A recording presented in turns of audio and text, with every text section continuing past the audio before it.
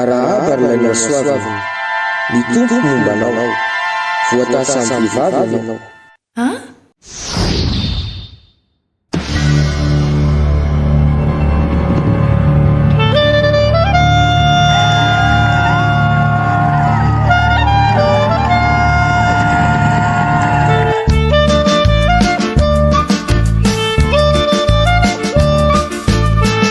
Arabaina kiry Maria, misaotra betsaka aky dia misaotra koa tamin'ny fanotronana sy ny fanampiana tamin'ny fikarakarana.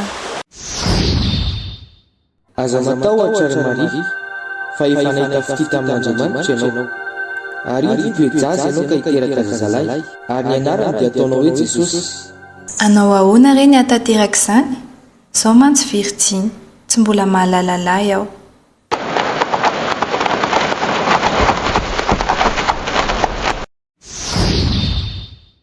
Fiadanana kio amin'dry Elizabeta havako a. Avaiza no ahatongavan'izao amiko no mba vangin'ny renin'ny tompoko aho, fa indro raha vao renin'ny sofiko ny feo amin'ny fiarabanao dia nibitaka noho ny hafaliana ny zazato akipoko. Tena efa tsisy efitra andraisana anareo intsony ato. Sao dia mba misy re tompoko na dia efitra kely arizitiana fotsiny aza. Tena efa kely nges izy ty vadiko ty dia ho teraka e. Mba miangavy re. Tena tsisy azoko atao aminareo amin'izany ramose, fa vahaolana angamba misy trano nombo izay ao ambadika ao.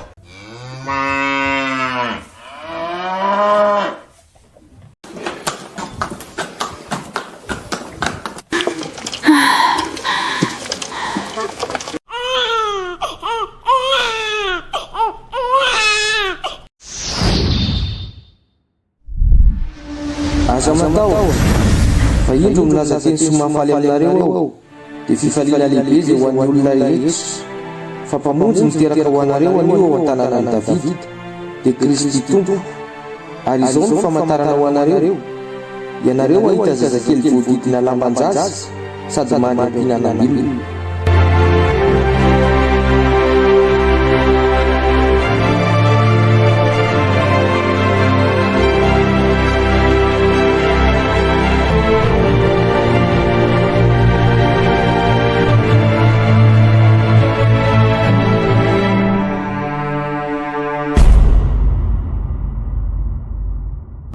Mpamonjy niteraka ao antsika ao an-tanànan'i Davida dia Kristy Tompo. Jesosy Kristy avy any Nazareta ny nahaterahan'ny mpamonjy.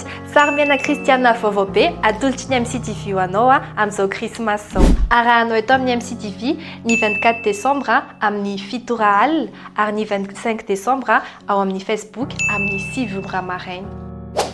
Hitanao anatin'izany fanasehoan'Andriamanitra ny fitiavany, ny fahagagana nataony, ny fahasoavany nomeny antsika ary indrindra koa ny fanetretenany mpamonjy. Ho anao tompon'andraikitra sekoly alahady ihany kosa, tahaka ny mahazatra dia omena tombony mandrakariva ianao, ka dia manorasa anarana teny izao ao amin'ny contact @mctv.mg na ao amin'ny page Facebook manorata ao amin'ny MP dia soratiny andindiny mombanao tahaka ny mahazatra.